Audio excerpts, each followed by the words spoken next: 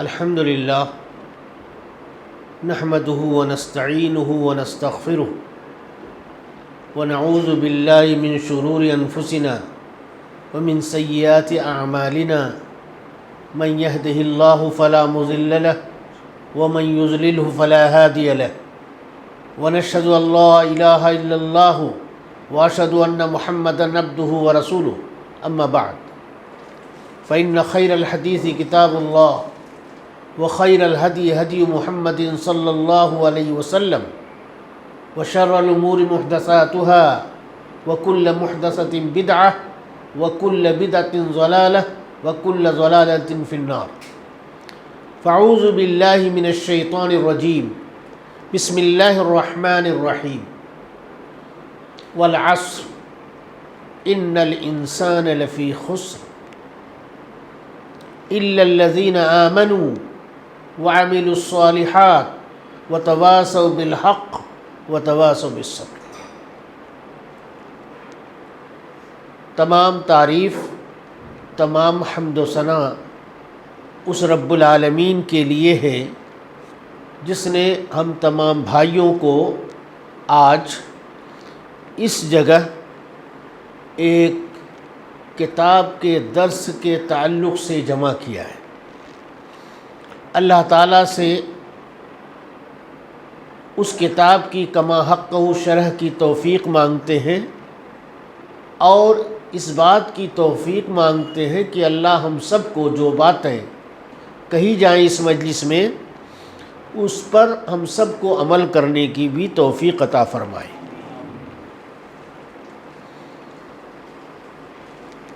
محترم بھائیوں، جس کتاب کا درس چل رہا ہے بڑی اہم کتاب ہے۔ اس کا ایک ایک لفظ بڑا قیمتی ہے۔ جہاں تک ممکن ہو سک رہا ہے میں آپ تک وہ قیمتی باتیں جو اس کے تعلق سے اس کتاب میں موجود ہیں آپ کے سامنے رکھنے کی کوشش کر رہا ہوں۔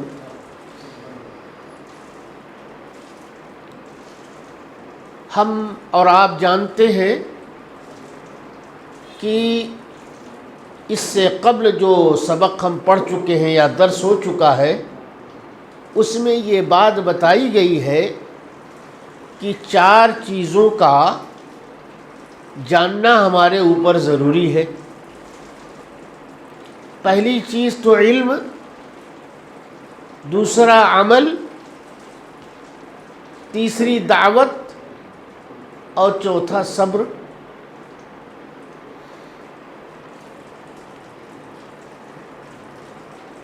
بہت ساری باتیں اس سے پہلے گزر چکی ہیں۔ مؤلف رحمہ اللہ نے ان 4 باتوں کو ثابت کرنے کے لیے جو دلیل سب سے پہلے اللہ کی کتاب سے دی ہے وہ سورۃ العصر ہے۔ یہ ایسی سورت ہے کہ ہم میں سے اکثر لوگوں کو یاد ہوگی۔ تو یہاں پر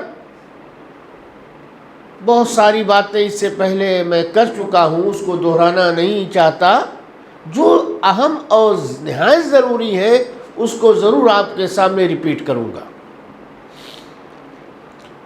مؤلف رحمہ اللہ نے 4 باتیں کہیں۔ نمبر 1، علم ہونا چاہیے، علم کے مطابق عمل ہونا چاہیے، اور اس کے بعد ہم نے جو کچھ سیکھا ہے، جو کچھ عمل کیا ہے، دوسروں کو بھی اس کو بتائیں، جس کو دعوت کہتے ہیں۔ اس راستے میں آنے والی پریشانیوں مصیبتیں آئیں گی، اس کے اوپر صبر سے کام لینا چاہیے۔ ان کے لیے پہلی دلیل جو مؤلف رحمہ اللہ نے پیش کی ہے وہ کیا ہے؟ سورۃ العصر۔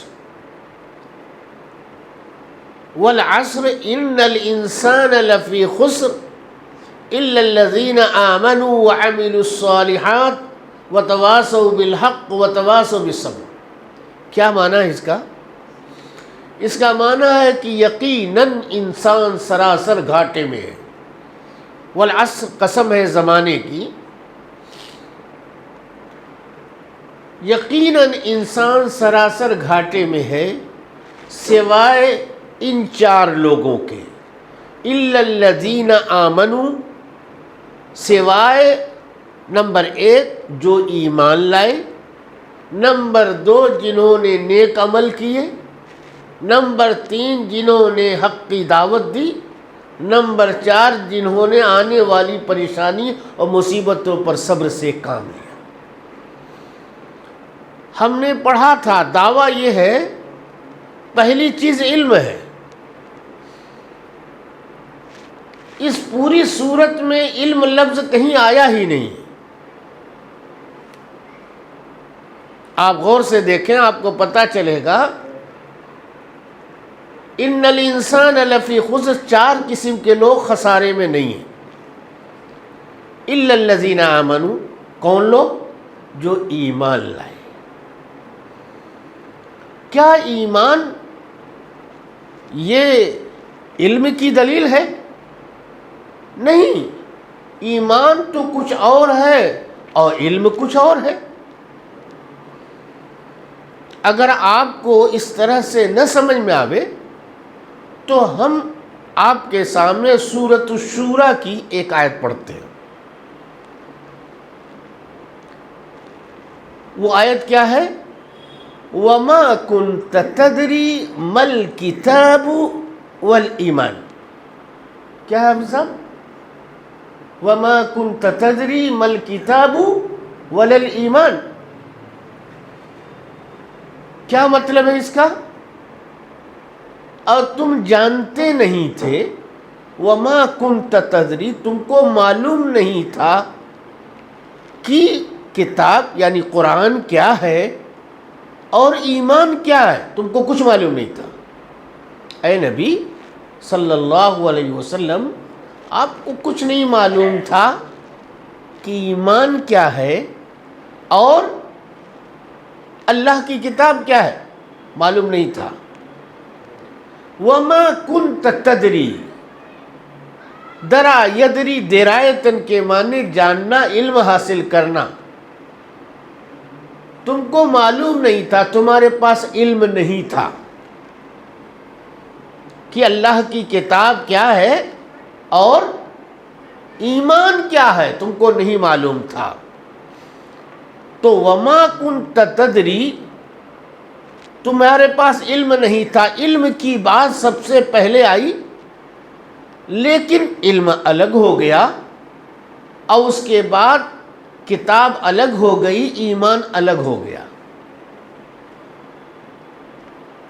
معلوم یہ ہوا ایمان ایک اور چیز ہے اور علم کچھ اور چیز ہے.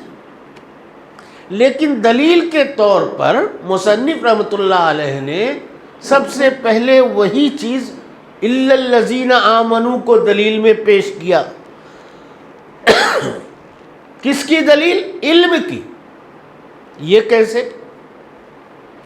اصل میں آپ اگر ذرا سا غور کریں گے تو آپ کو معلوم ہوگا اس آیت کریمہ میں جو میں نے پڑھی ہے، وَمَا كُنْتَ تَدْرِي مَا الْكِتَابُ وَلَا الْإِيمَانُ.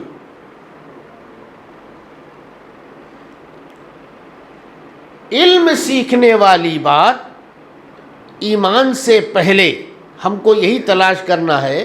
یہاں آیت کریمہ میں علم سیکھنے کی بات کہی گئی ہے، لیکن ایمان سے پہلے، کتاب سے پہلے. ما کنت تدری مل کتاب ولا الایمان، تمہارے پاس علم نہیں تھا کتاب، اللہ کی کتاب کا اور ایمان کا. تم نہیں جانتے تھے اللہ کی کتاب کے بارے میں، تم نہیں جانتے تھے ایمان کے بارے میں کہ ایمان کی حیثیت حقیقت کیا ہے. کیا مطلب ہے اس کا؟ مطلب یہ ہے ایمان اس وقت تک معتبر نہیں جب تک کہ آپ ایمان کو جان نہ لیں. بہت اہم بات ہے میرے ساتھیوں. آپ شریعت ہماری یہ کہتی ہے، ہماری شریعت میں ہمارا ایمان اس وقت تک معتبر نہیں، کوئی حیثیت نہیں رکھتا ہے جب تک کہ آپ یہ بات جان نہ لیں کہ ایمان کیا ہے۔ ایک آدمی 1000 مرتبہ کہتا ہے اشہد ان لا الہ الا اللہ، اشہد ان محمد رسول اللہ، اللہ پر ایمان لاتا ہے، رسول اللہ کی رسالت پر ایمان لاتا ہے، 1,00,000 مرتبہ ورد کرتا ہے اشہد ان لا الہ الا اللہ، اشہد ان لا الہ الا اللہ، لیکن اس کا معنی مطلب نہیں جانتا ہے تو اس کے ایمان کی کوئی حیثیت نہیں۔ اس آیت کریمہ میں اللہ تعالی نے یہی چیز بتائی ہے، ما کنت تدری ما الکتاب ولا الایمان، تم کو علم ہی نہیں ہے کتاب اللہ کا، تم کو علم ہی نہیں ہے ایمان کا۔ تمہارا ایمان اس وقت معتبر ہوگا، تمہارا ایمان اس وقت اللہ کے ہاں سرفراز ہوگا، تمہارا ایمان اس وقت اللہ کے ہاں صحیح معنوں میں ایمان مانا جائے گا جب تم پہلے اس کا معنی سمجھ لو، اس کا معنی سیکھو، اس کا معنی جانو، اس کے بعد جب تم منہ سے بولو گے تو اس کی ایک حیثیت ہوگی۔ بہت سارے لوگ دنیا میں آپ دیکھیں گے وہ کلمہ تو جانتے ہیں، ابھی مودی کو بولیے ووٹ کا زمانہ، اس کو بولیے لا الہ الا اللہ بولو، لا الہ الا اللہ بولے گا، 1,00,000 مرتبہ بولے تو بولنے سے کچھ نہیں ہوتا، حقیقت اس کی اس وقت معتبر ہوگی جب آپ ایمان کا معنی سمجھ جائیے کہ ایمان کہتے کس کو ہے۔ جب ایمان معتبر نہیں ہو سکتا بلا جانے ہوئے، بلا علم سیکھے ہوئے، تو دنیا کی کون سی چیز بلا سیکھے ہوئے اپنی حقیقت منوائے گی؟ کسی چیز کا ویلیو نہیں ہے۔ ایمان سب سے اونچی چیز ہے، شریعت کی چیزوں میں سب سے اونچی چیز ایمان ہے۔ جب ایمان جیسی اونچی چیز اللہ کے ہاں اس کا کوئی ویلیو نہیں ہے جب تک کہ آپ ایمان کا معنی مطلب نہ سمجھ لیں، ایمان کے بارے میں علم حاصل نہ کر لیں، اس ایمان کے بارے میں جانکاری نہ حاصل کر لیں، اس کے تقاضے کیا ہیں، ایمان ہم سے کیا مطالبہ کرتا ہے، یہ کچھ جانتے ہی نہیں ہے۔ 1,00,000 مرتبہ آپ ایمان کے کلمات کہتے رہیے، لا الہ الا اللہ محمد رسول اللہ کہتے رہیے، کوئی حیثیت اللہ کے یہاں اس کو حاصل نہیں ہے۔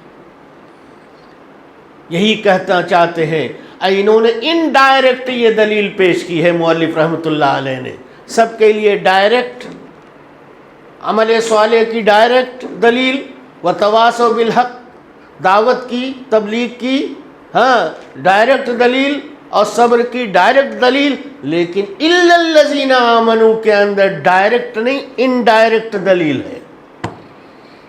جب اللہ کہتا ہے کہ ایمان کی کوئی حیثیت نہیں جب تک کہ تم علم نہ حاصل کرو ایمان کا، تو دنیا کی کون سی چیز کی حیثیت ہوگی بلا ایمان کا؟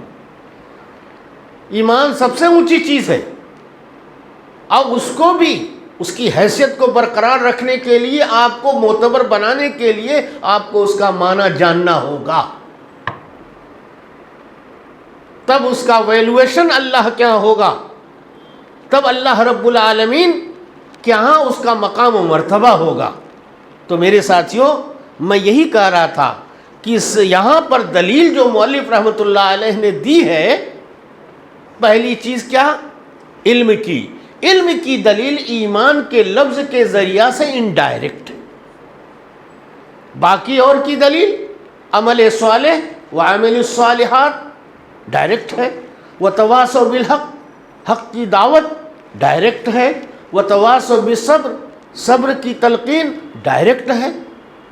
صرف انڈائریکٹ دلیل، انسان اگر اس کو سمجھے، سمجھانا مقصود یہ ہے ایمان کی کیا حیثیت ہے، جب یہ چوٹی کی چیز بھی اس وقت غیر معتبر ہو جائے گی اگر آپ نے سیکھا اور جانا نہ ہو اور نہ جانتے کہ اس کا معنی مطلب کیا ہے۔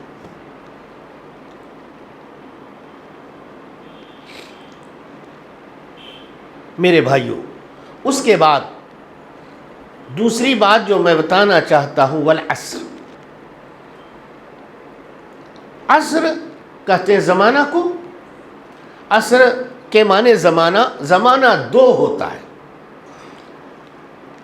زمانہ اپنے وجود میں دو طرح کا ہوتا ہے، ایک تو زمانہ جس کو وقت بولتے ہیں، اور ایک زمانہ ہوتا ہے مکان، جگہ کو بولتے ہیں۔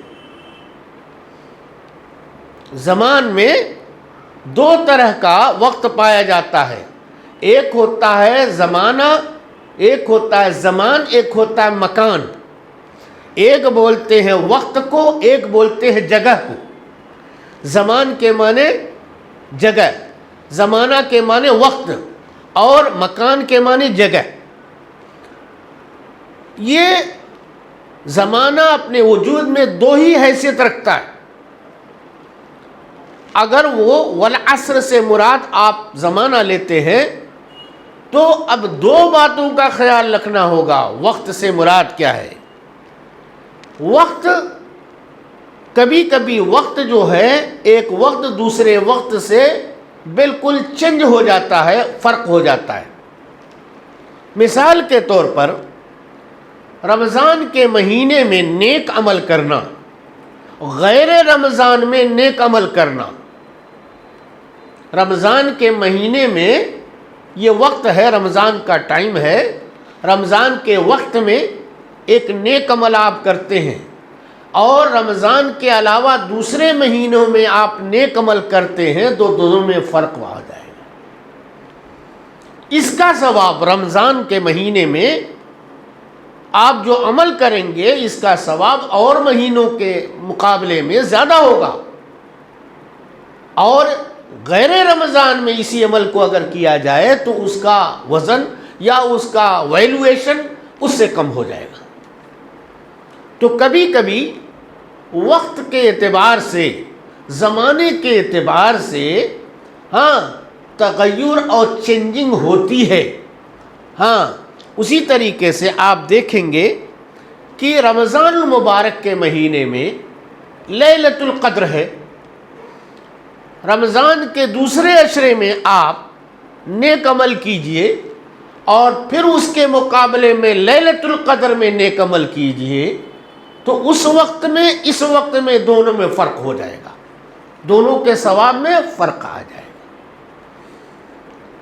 اسی طریقے سے آپ دیکھیں گے کہ ذی الحجہ کے 10 دن، ذی الحجہ، ماہ ذی الحجہ کے 10 دن جو ہوتے ہیں، یہ باقی اور دنوں کے مقابلے میں ان میں جو عمل کریں گے یہ سب سے افضل مانے جاتے ہیں بقیہ اور دنوں کے مقابلے میں۔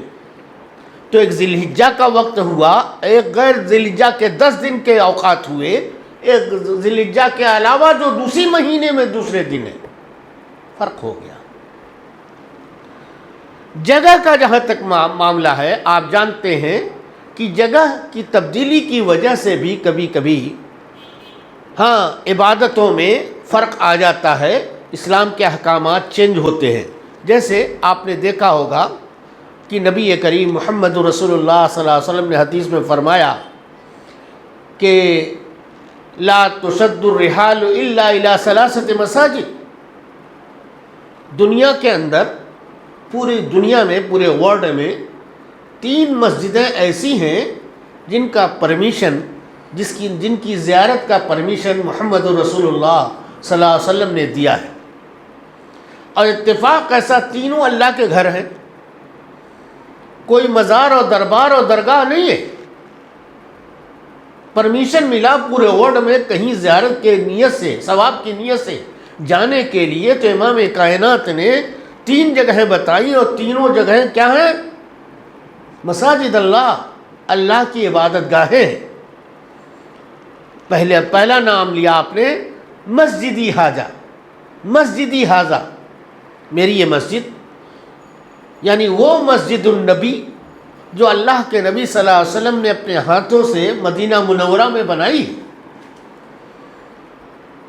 اس کے بعد دوسرے نمبر پر آپ نے فرمایا والمسجد الحرام، مسجد حرام جہاں کعبۃ اللہ ہے، جہاں اللہ کا گھر کعبہ ہے، جس کا طواف حجاج و معتمرین کرتے ہیں۔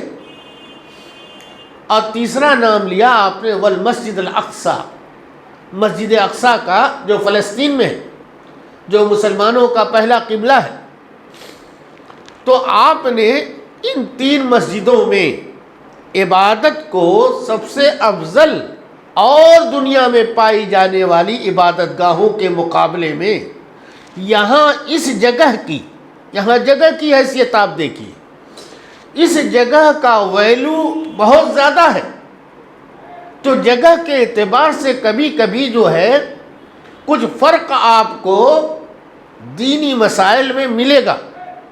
تو دو جگہ ہیں، ایک تو جگہ یہ کہ آپ کعبہ میں اگر نماز ایک رکعت ادا کرتے ہیں تو ایک رکعت کا ثواب آپ کو 1,00,000 رکعت سے زیادہ ملے گا۔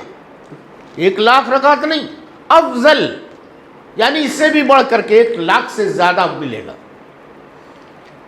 کس جگہ؟ خانہ کعبہ میں، مسجد حرام میں، اور مسجد النبی میں صحیح روایت کے مطابق ایک رکعت 1,000 رکعت سے زیادہ افضل ہوگی۔ اسی طرح سے مسجد اقصی میں ایک رکعت 1,000 رکعت سے بہتر ہوگی۔ 50,000 رکعت روایت والی جو حدیث ہے وہ صحیح نہیں ہے۔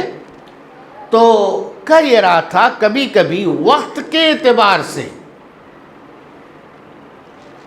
اسلامی احکامات میں تبدیلی آ جاتی ہے، اور کبھی کبھی زمانے کے اعتبار سے بھی آپ چینجنگ دیکھیے گا۔ ہاں، زمانے کے اعتبار سے، اور کبھی کبھی مکان یعنی جگہ کے اعتبار سے بھی۔ مجھے یاد آتی ہے ایک بات کہ امام حرم تشریف لائے تھے دلی میں، اور ساری دنیا جو ہے ان کے پیچھے نماز پڑھنے کے لیے بےتاب نظر آ رہی تھی۔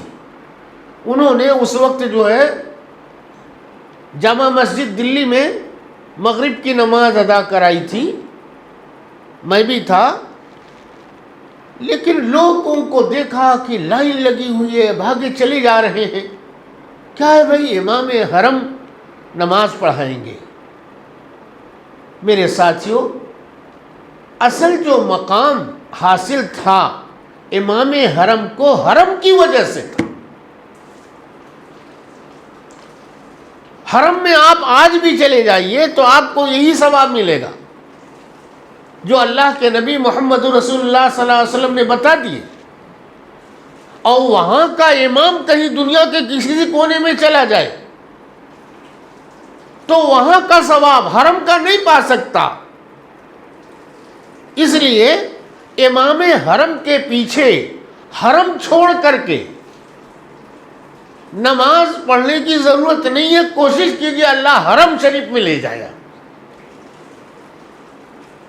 وہاں جائیں گے ہم اور آپ کو کتنا ثواب ملے گا؟ 1 رکعت پڑھیں گے 1,00,000 رکعت سے زیادہ کا ثواب ملے گا۔ لوگ بڑے بےتاب نظر آتے ہیں۔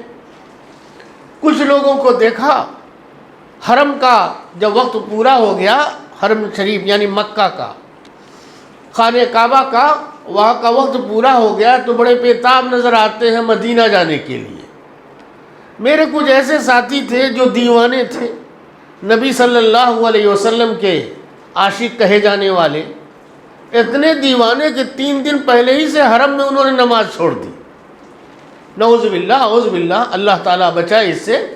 ایک رکعت کی قیمت کتنی ہے حرم میں، مکہ میں۔ انسان چھوڑے بیٹھا، بس میں بیٹھا ہوا ہے، کیوں چلے آئے بھائی؟ طواف وداع کر لیا، 3 دن پہلے طواف وداع کر لیا، حالانکہ اتنا پہلے ہاں طواف وداع کرنے کی اجازت نہیں ہے، جانے سے تھوڑا سا پہلے آخری کام ہونا چاہیے، وداعی طواف کر کے آپ نکلیے۔ اب وہاں پر کیا ہوا دیکھا آ کر کے ہم لوگ 2 روز کے بعد اسی بس میں بیٹھیں گے، یہ 3 دن پہلے ہی سے اس میں لا کر کے بس میں مصلی بچھا کر کے بیٹھے ہوئے ہیں، اور باقاعدہ جو ہے قرآن کی تلاوت نہیں، وہ وہاں پر بیٹھے بیٹھے یا نبی سلام علیکہ، یا رسول سلام علیکہ پڑھ رہے ہیں۔ ہم نے کہا بھائی خانہ کعبہ میں جو نماز پڑھی ہم لوگوں نے، اللہ کے نبی صلی اللہ علیہ وسلم پر ہم نے درود پڑھا، اتحیات پڑھا، وہ کافی ہے، اور ادھر ادھر کرنے کی ضرورت نہیں۔ کہا نہیں، ہم کو مدینہ شریف جانا ہے زیارت کرنے کے لیے۔ ارے بھائی زیارت قبر کی کرو گے کہ زیارت مسجد کی کرو گے؟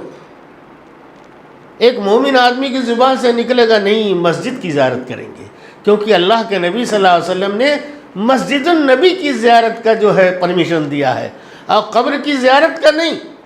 وہاں گئے ہیں، پہلی مرتبہ گئے ہیں، ہم جائیں گے، قبر کی زیارت کا جو طریقہ ہے وہاں پہنچیں گے، اور ہم نہایت ہی ادب کے ساتھ جو ہے وہاں جا کر کے وہ السلام علیکہ ایھا النبی ورحمۃ اللہ وبرکاتہ، ہاں یہ دعا کریں گے، اس کے بعد صاحبین پر دعا پڑھیں گے، اس کے بعد ہٹ جائیں گے۔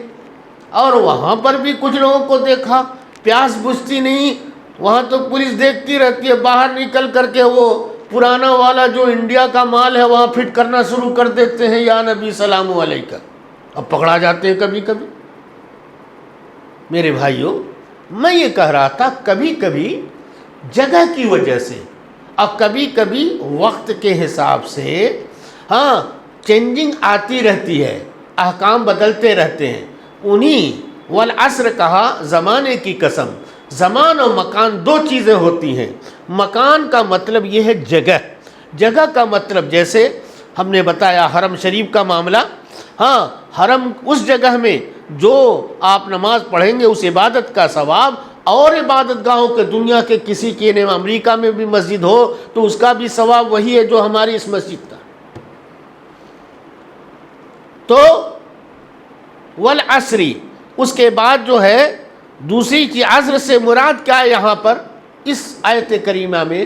والعصر سے مراد یہاں پر رات و دن کے مختلف اوقات ہیں جو آتے رہتے ہیں جاتے رہتے ہیں، رات و دن کا آنا جانا جو لگا ہے، اسی چیز کو اللہ تعالیٰ کہتا ہے ذرا ان کی قسم کھا کر کے، ان کا آنا جانا، ایک کے بعد دوسرے کا آنا، یہ معمولی بات نہیں، بہت ساری چیزوں کا سبق ہم کو دے جاتا ہے۔ ان الانسان لفی خسر، بے شک انسان سے مراد ابن آدم ہے، یعنی یہاں پر انسان سے مراد مسلم غیر مسلم سبھی ہیں، بے شک سارے لوگ سارے انسان گھاٹے میں ہیں۔ ہاں لفی خسر، گھاٹے میں، خسر کہتے گھاٹا کو، نقصان کو۔ آپ اگر قرآن کریم کا مطالعہ کریں گے تو آپ کو معلوم ہوگا کہ قرآن میں یہ خسارہ جو ہے نقصان، اللہ نے کہا والعصر ان الانسان لفی خسر، بے شک انسان سراسر گھاٹے میں ہے، سوائے 4 لوگوں کے وہ گھاٹے میں نہیں ہے۔ یہ گھاٹا جو ہے، یہ گھاٹا کبھی کلی ہوتا ہے کبھی جزئی ہوتا ہے۔ کلی کا مطلب پورا کا پورا گھاٹا، جیسے ایک انسان کا سب کچھ لوٹ لیا جائے اور اس کو کچھ بھی نہ ملے، اور ایک انسان وہ ہے کہ کچھ ملے کچھ سے محروم ہو جائے، اس کو جزوی بولا جاتا ہے۔ کلی کا مطلب سب غائب۔ جیسے کوئی آدمی جو کچھ نیک عمل کیا یا کچھ بھی کیا وہ اللہ کے عذاب کا شکار ہو گیا، یہ کلی طور پر اس کا خسارہ ہے، پوری خسارہ ہے، اللہ کے عذاب کا وہ حقدار بن گیا، اس کا شکار ہو گیا۔ اور قرآن کریم میں آپ جہاں بھی خسارے کا ذکر، خسارے والی آیتیں پڑھیں گے تو آپ دیکھیں گے دنیا کے خسارے کا ذکر اس میں نہیں ہے، وہ اصل میں آخرت کے خسارے کا ذکر ہے۔ ان الانسان لفی خسر، بے شک انسان سراسر گھاٹے میں، دنیا میں نہیں، آخرت میں اس کا گھاٹا ہی گھاٹا ہے۔ ایک آدمی گاڑی چلاتا ہے، گاڑی چلاتے چلاتے ایکسیڈنٹ کر بیٹھتا ہے، ایکسیڈنٹ کے بعد اس کی گاڑی تباہ ہو جاتی ہے، لیکن اس کا خسارہ ہوا، اس نے اس خسارے پر صبر کر لیا۔ بہت سارے لوگ صبر نہیں کر پاتے تو انشورنس کرائے رہتے ہیں، سوچتے ہیں ادھر سے نہیں تو ادھر سے مل جائے گا، لیکن اس نے صبر کر لیا۔ یہ اس کا دنیاوی خسارہ ہے۔ ایک آدمی کا ایک بیٹا ہے، بڑے ناز و نعمت سے، ایک ہی بیٹا ہے، اکلوتا بیٹا ہے، اس کو پالتا ہے، پوستا ہے، تعلیم و تربیت دیتا ہے، بڑا ہوتا ہے، اور اس کے بعد جو ہے اچانک اس کی موت ہو جاتی ہے۔ یہ خسارہ ہے، دنیا کا خسارہ ہے۔ حدیث پاک میں اللہ کے نبی صلی اللہ علیہ وسلم نے فرمایا ہے، بخن بخن لخمس،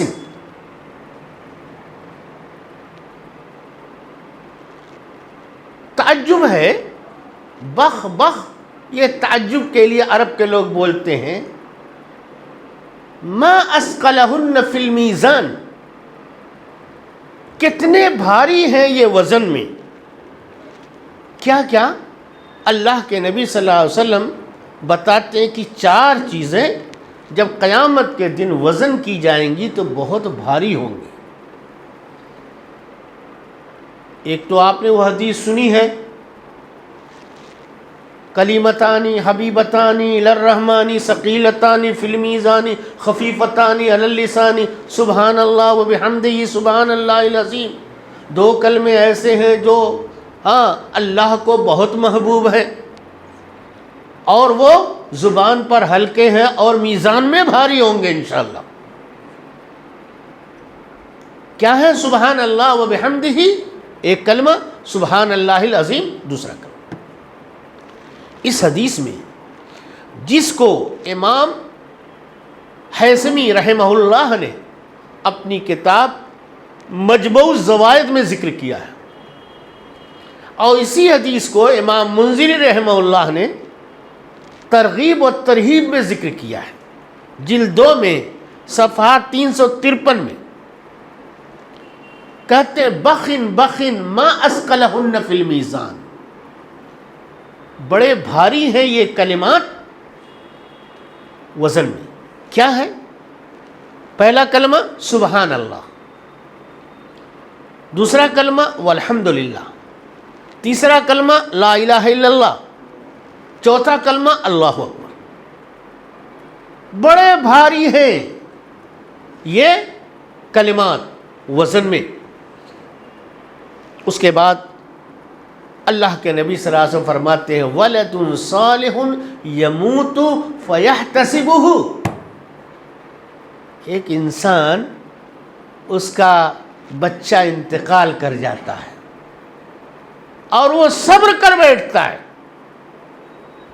گیا دنیا سے، خسارہ تو ہوا لیکن اس نے صبر کر لیا، اس کا اجر قیامت کے دن پائے گا۔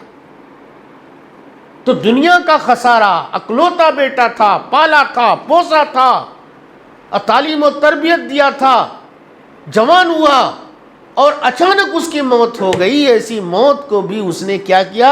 صبر کے ساتھ اس کو لے جا کر کے دفن کر دیا، اللہ کے ہاں وہ اجر پائے گا۔ یہ دنیاوی مصیبت جو آئی ہے، یہ دنیاوی خسارہ ہے، دنیاوی خسارہ۔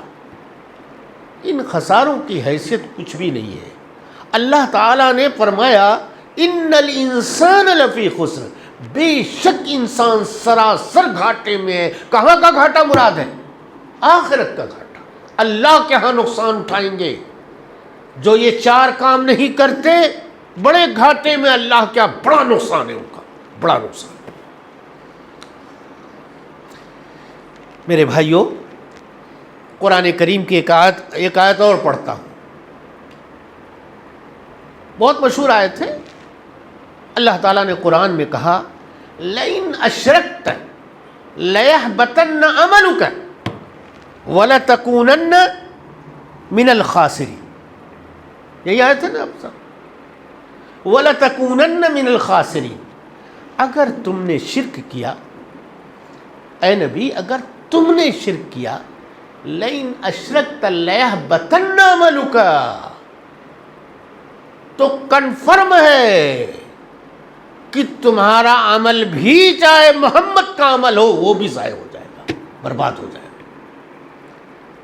وَلَتَكُونَنَّ مِنَ الْخَاسِرِينَ، اور تم بڑے نقصان اٹھانے والوں میں سے ہو جاؤ گے شرک کی وجہ سے۔ یہ جو خسارہ مل رہا ہے، یہ خسارہ آخرت کا خسارہ ہے میرے ساتھیوں۔ جنت گئی، جنت کا منہ نہیں دیکھ سکتا، ہمیشہ ہمیش کے لیے جہنم میں چلا جائے گا۔ یہ خسارہ کلی طور پر خسارہ ہے، کلی طور مکمل خسارہ۔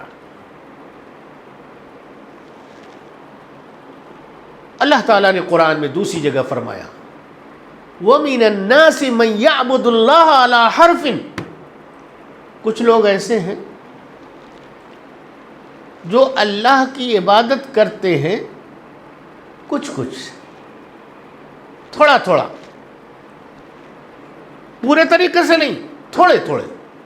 علی حرف ان اصابتہ، اگر ان اصابہ خیر اطمأن بہ، اگر ان کو اللہ کی طرف سے کوئی اچھی چیز حاصل ہو جاتی ہے تو ان کو بڑا اطمینان ہو جاتا ہے۔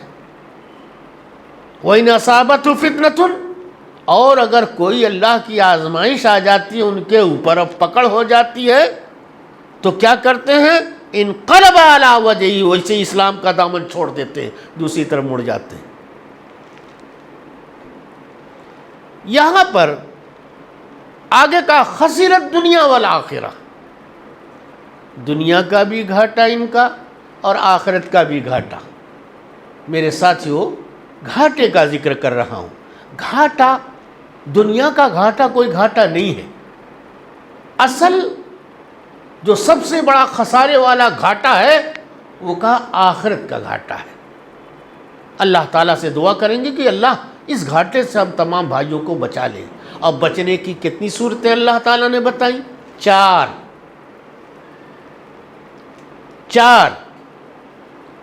معلوم یہ ہوا ایک آدمی، ایک مثال، ایک آدمی، چار چیزیں ہیں، اِلَّا الَّذِينَ آمَنُوا وَعَمِلُوا الصَّالِحَاتِ وَتَوَاصَوْا بِالْحَقِّ وَتَوَاصَوْا بِالصَّبْرِ۔ ایک آدمی علم سیکھا، عمل صالح بھی کر رہا ہے، وَتَوَاصَوْا بِالْحَقِّ، دعوت اور تبلیغ کے کام میں ڈھیلا ہے، دعوت اور تبلیغ کے کام میں ڈھیلا ہے، کمزور پڑ گیا، تو اس کا یہ خسارہ جو ہے، یہ خسارہ جزوی خسارہ ہے، مکمل خسارہ نہیں ہے۔ ایک آدمی ایسا ہو سکتا ہے کہ وہ 2 چیزوں میں، 3 چیزوں میں، 4 آئٹم ہیں، 4 میں سے 3 میں صحیح ہو اور 1 میں کمزور ہو، ایسا ہو سکتا ہے۔ تو اس کا یہ خسارہ جو ہوگا، یہ خسارہ واقعی جزوی ہوگا، لیکن اس خسارے کو معمولی مت سمجھیے۔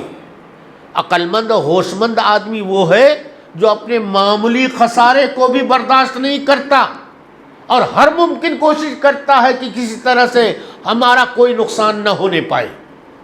قیامت کا دن ہوگا، سارے لوگ اپنے اپنے عمل کا حساب جزا سزا لے کر کے جائیں گے، افراتفری کا عالم میں ہوگا۔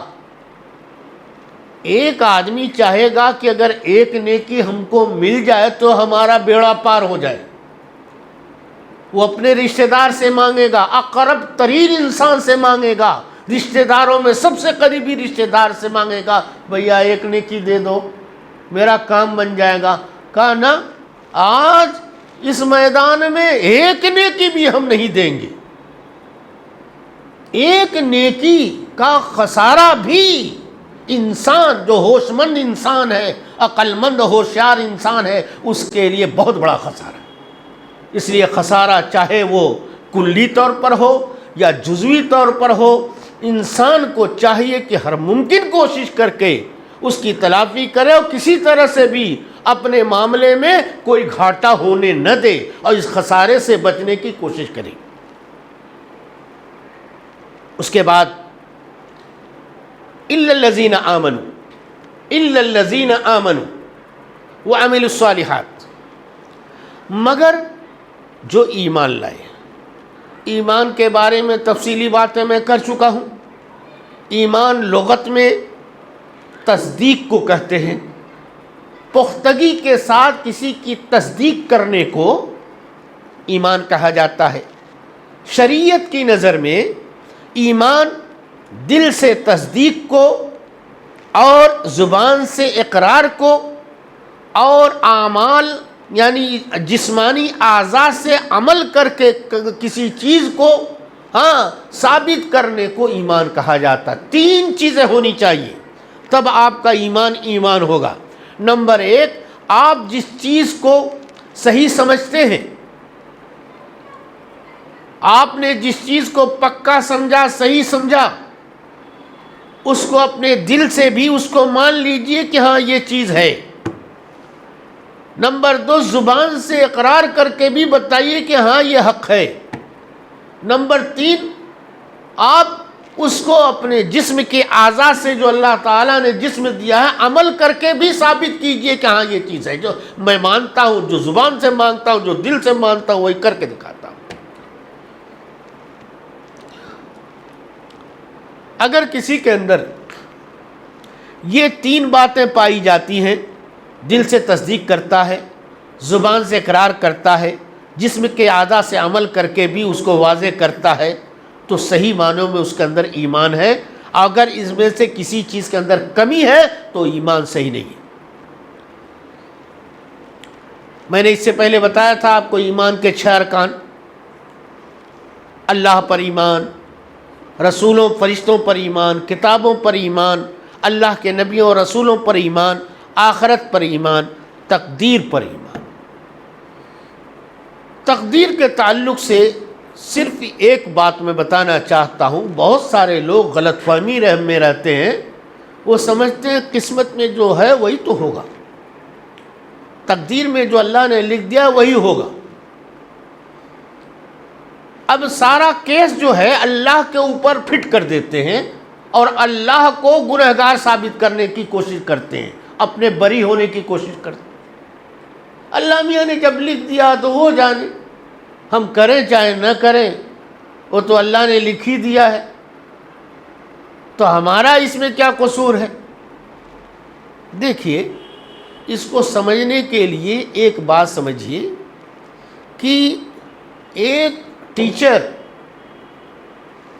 اپنے اسٹوڈنٹس کو پڑھاتا ہے، سال بھر پڑھاتا ہے، ہر طالب علم کے بارے میں اس کو نالج ہے کہ یہ لڑکا کیا ہے، یہ کتنا پڑھتا ہے، کتنا اسٹڈی کرتا ہے، کتنی تیاری کرتا ہے، کتنی محنت کرتا ہے، اور برابر اس کے اوپر نظر رکھتا ہے۔ اگر وہ اپنے ایک اسٹوڈنٹ کو کہے کہ تم اس مرتبہ امتحان میں فرسٹ کلاس پاس ہو گئے، دوسرے کو کہتا ہے تم سیکنڈ کلاس پاس ہو گئے، تیسرے کو کہتا ہے کہ تم فیل ہو جاؤ گے، اس کے بعد امتحان ہوتا ہے اور جس لڑکے کو کہا تھا فرسٹ کلاس، وہ فرسٹ کلاس واقعی فرسٹ کلاس لایا، اور جس کو کہا تھا سیکنڈ کلاس وہ سیکنڈ کلاس آیا، جس کو کہا تھا فیل تو فیل ہو گیا۔ اب وہ فیل ہو گیا تو اس میں اس ٹیچر کا کوئی قصور ہے؟ اس نے جو کچھ کہا تھا کہ تم فیل ہو جاؤ گے، اس لیے کہ سال بھر کا، پورے سال کا اس کے پاس تجربہ ہے، اس نالج ہے اس کے بارے میں، اور جس کے بارے میں کہا تھا فرسٹ کلاس آؤ گے، اس کو نالج ہے اس کے بارے میں، یہ کیسا پڑھتا لکھتا ہے۔ ٹھیک اسی طریقے سے اللہ تعالیٰ کا علم بہت زیادہ ہے، ہم جو کریں گے اللہ نے اسی چیز کو لکھ دیا ہے، اللہ نے جو لکھ دیا وہی ہم کریں گے اس میں، اور ہم جو کر رہے ہیں وہی اللہ نے لکھا تھا، دونوں میں زمین و آسمان کا فرق۔ تقدیر پر ایمان کا مطلب یہ ہے کہ اللہ نے، میں جو کر رہا ہوں اللہ نے ایسے ہی لکھا تھا اسی لیے میں کر رہا ہوں۔ اللہ کا علم بہت زیادہ ہے، وہ سب کے بارے میں جانتا ہے، قیامت تک کا علم اس کے پاس ہے، تو میں جو کرنے والا تھا وہی اللہ نے لکھا ہے میرے بھائیوں۔ اس کے بعد الا الذین آمنوا وعملوا الصالحات، ہاں، اور ایمان کے بعد عمل صالح ہے۔ عمل صالح نیک عمل کو کہتے ہیں۔ نیک عمل کس کو کہتے ہیں؟ ہم جس چیز کو اپنی سمجھ سے کر لیں، میرا دل جس کی گواہی دے یہ ٹھیک ہے، وہ کیا نیک عمل ہوگا؟ نہیں۔ کون، کیا آپ میں سے کوئی آدمی بتا سکتا ہے عمل صالح کس کو کہا جاتا ہے؟ کوئی آدمی جواب دے سکتا ہے؟ ہاں بتائیے جی، جزاک اللہ۔ اور کوئی؟ نیک عمل کس کو بولتے ہیں؟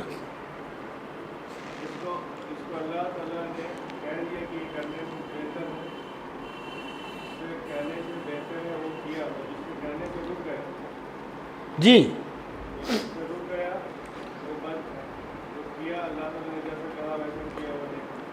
اور کوئی میرے بھائی؟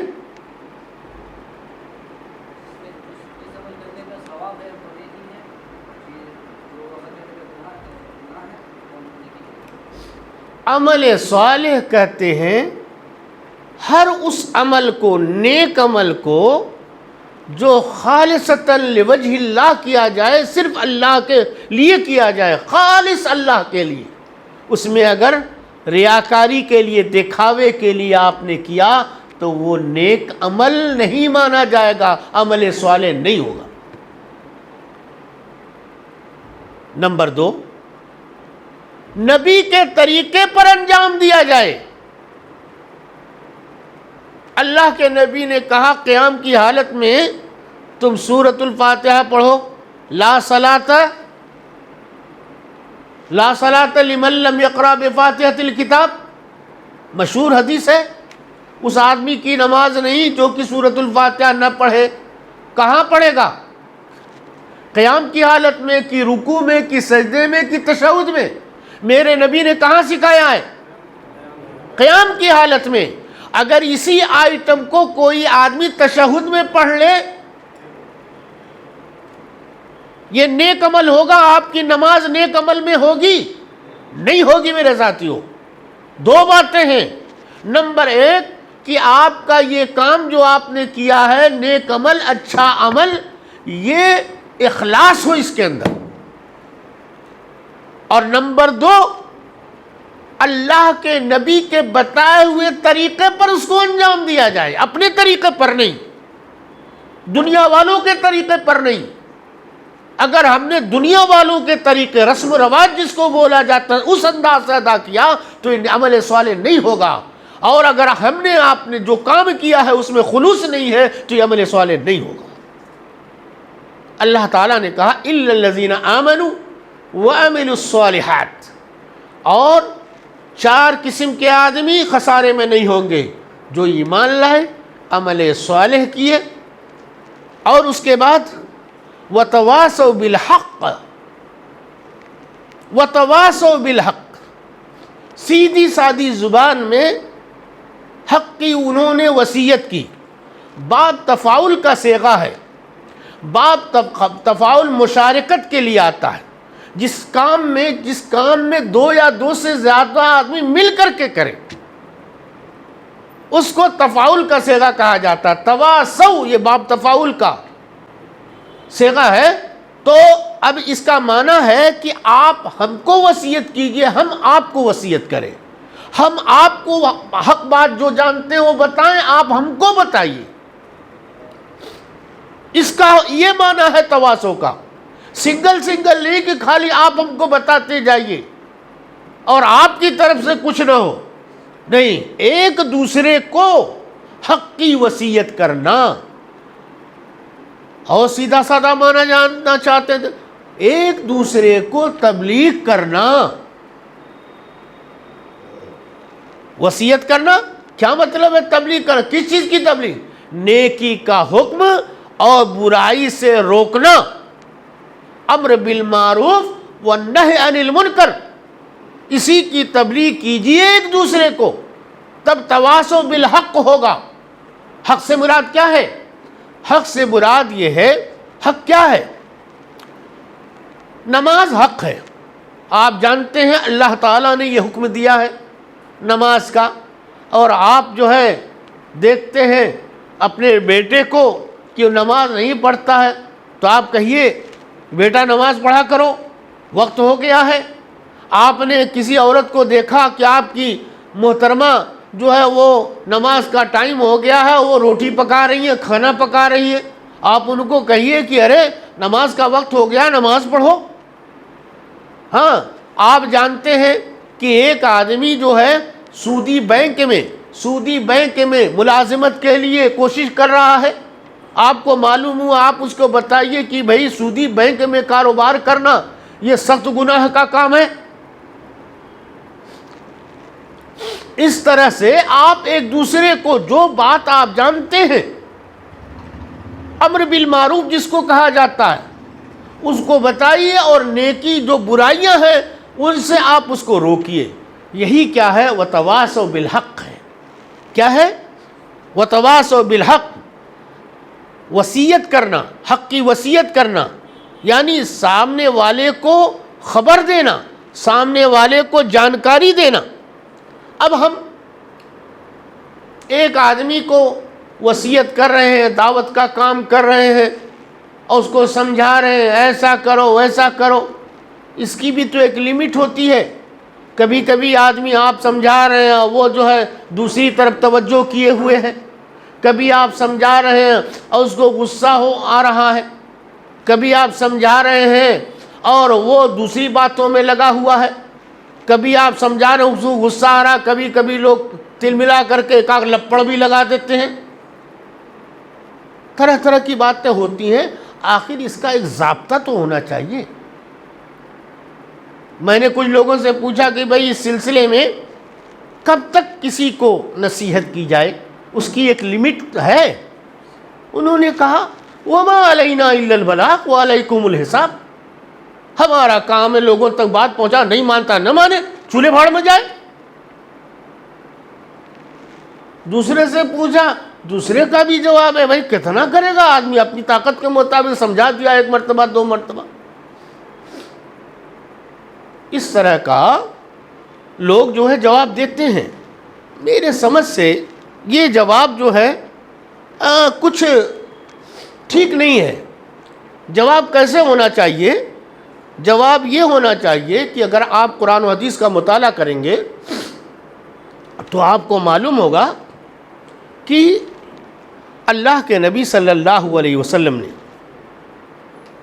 کی ایک حدیث میں آپ کے سامنے پیش کروں گا۔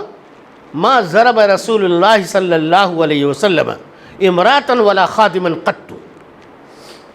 لیکن اس سے پہلے ایک چیز میں بتانا چاہتا ہوں کہ آپ جب کسی کو دعوت اور دین کا کام لوگوں تک بتائیں یا اچھی بات بتائیں تو آپ کے اندر یہ جذبہ ہونا چاہیے، یہ ایک ٹارگٹ ہونا چاہیے کہ ہم دوسرے کا فائدہ پہنچائیں، دوسرے کو فائدہ پہنچائیں، نفع پہنچائیں، یہ ٹارگٹ ہونا چاہیے۔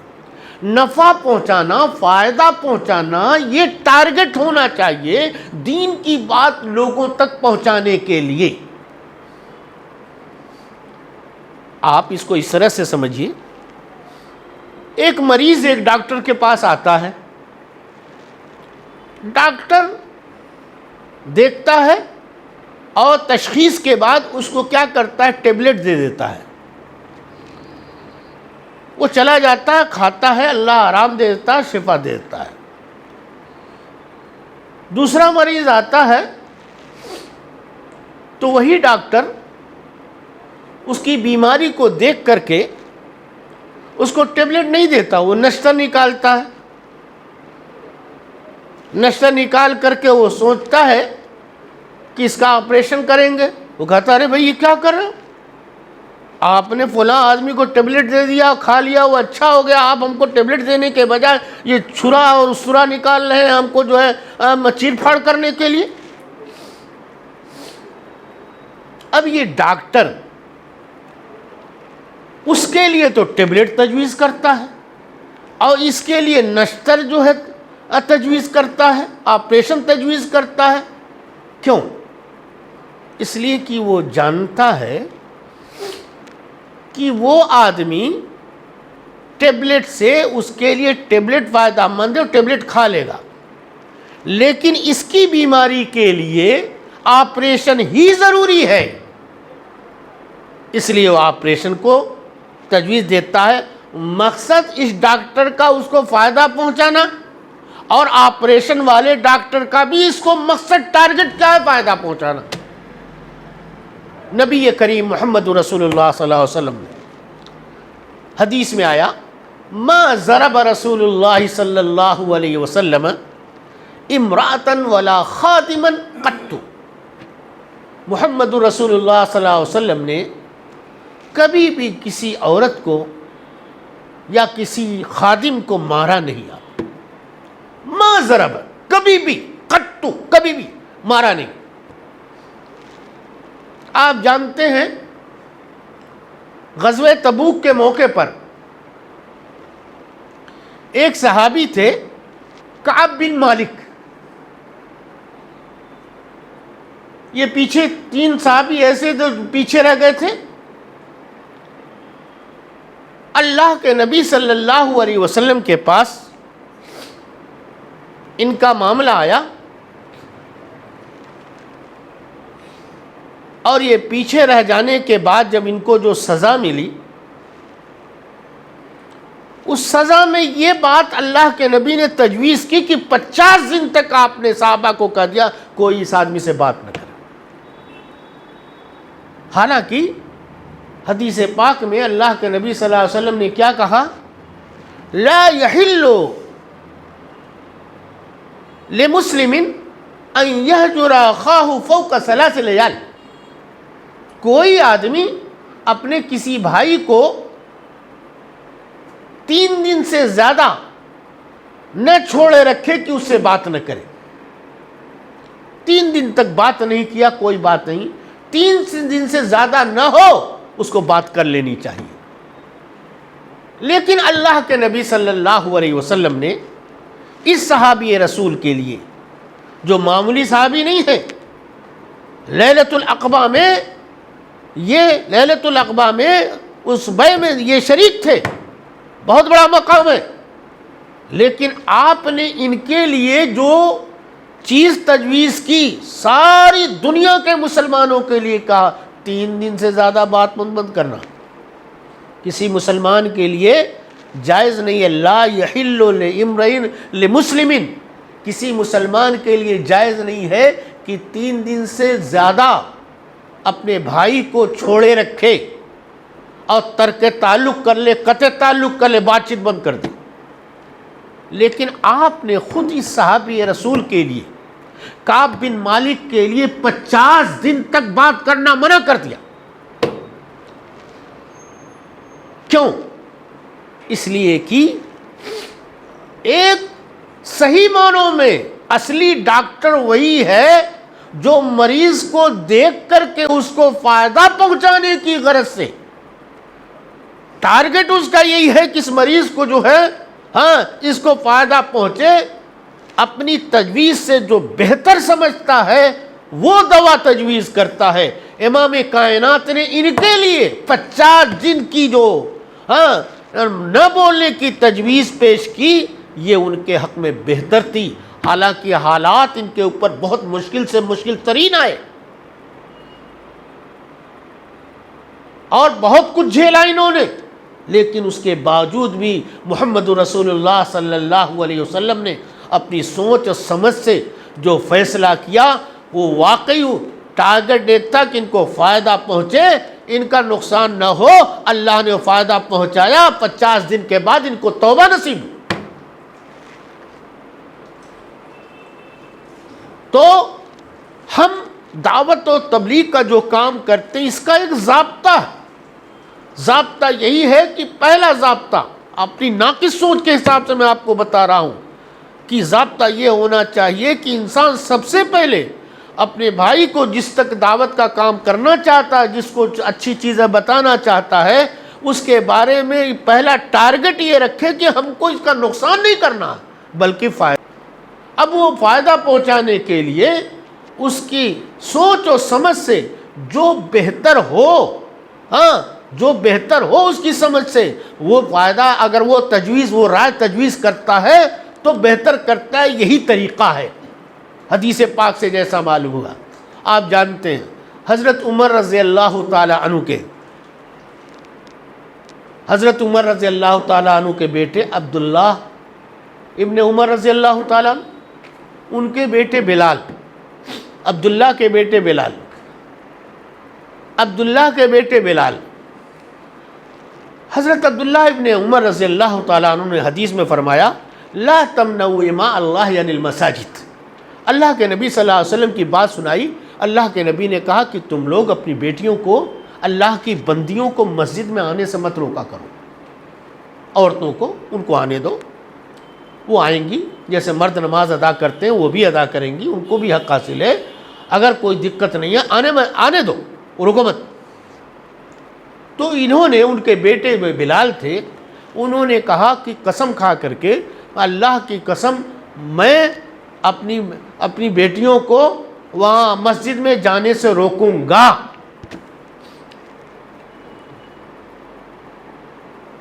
اس وقت ان کا یہ فیصلہ، وہ سمجھتے تھے فتنے کا دور ہے اور یہ فتنے کے دور میں عورتوں کا وہاں جانا مناسب نہیں ہے.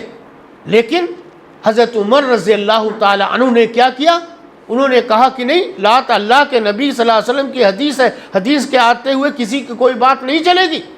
اللہ کے نبی نے ان کو پرمیشن دیا ہے اور سب کو کہا کہ تم اپنی عورتوں کو آنے سے مت روکا کرو. اس لیے ہم کون ہیں روکنے والے؟ اللہ کے نبی کی حدیث کے سامنے ہم کون ہیں بولنے والے؟ تم اتنے بڑے گستاخ ہو، بدتمیز ہو.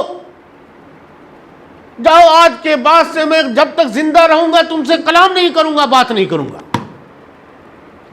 یہ سزا کس نے سنائی؟ عمر رضی اللہ تعالیٰ نے. کس کو سنائی؟ اپنے بیٹے کو، بلال کو. کیوں؟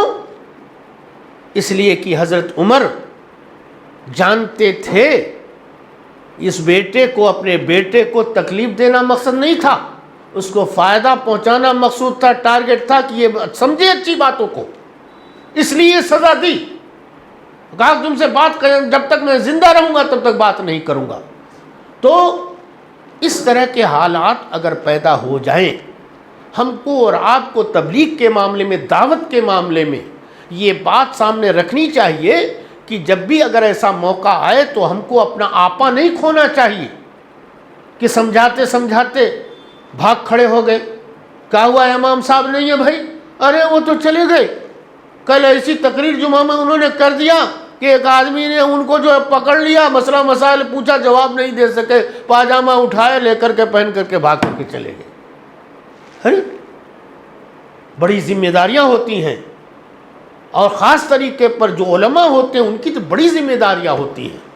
آپ کو معلوم ہے ایک جو ہے نبی تھے جو یہی اللہ کی دعوت کا کام کرتے تھے، اور اس کے بعد جو ہے پھر کسی معاملے میں سمجھاتے سمجھاتے تھک گئے، لوگ نہیں مانتے تھے، ناراض ہو کر کے، غصہ ہو کر کے چلے.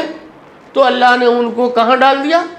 مچھلی کے پیٹ میں ڈال دیا. اللہ کہتا قرآن میں اگر انہوں نے مجھ سے لا الہ الا انت سبحانک انی کنت من الظالمین کہہ کر کے اپنے اس گناہ پر توبہ نہ کیا ہوتا تو اس مچھلی کے پیٹ میں الہ یوم یبعثون، قیامت تک اسی مچھلی کے پیٹ میں ہم رکھتے ان کو.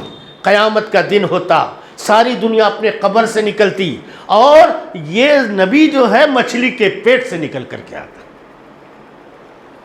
میرے بھائیوں، کہہ یہ رہا تھا، باتیں وقت پورا ہو گیا ہے. بات یہاں تک پہنچی ہے وَعَمِلُ الصَّالِحَاتِ تک. نیک عمل کیا ہوتا ہے؟ نیک عمل لوگوں تک جو ہے ہم دعوت کا کام کس طرح سے کریں گے اور کس طرح سے لوگوں تک اپنی اللہ کی اور اس کے رسول کی بات کو پہنچا سکتے ہیں، اس کا ذکر ہوا. اللہ تعالیٰ سے دعا کرتے ہیں کہ مولا کریم آئندہ توفیق دے بات کو مکمل کرنے کی، اور ہم سب کو ان باتوں پر عمل کرنے کی توفیق عطا فرمائے. وآخر دعوانا ان الحمدللہ رب العالمین. کوئی آپ کے ذہن میں اگر کوئی سوال ہے تو سوال کر سکتے.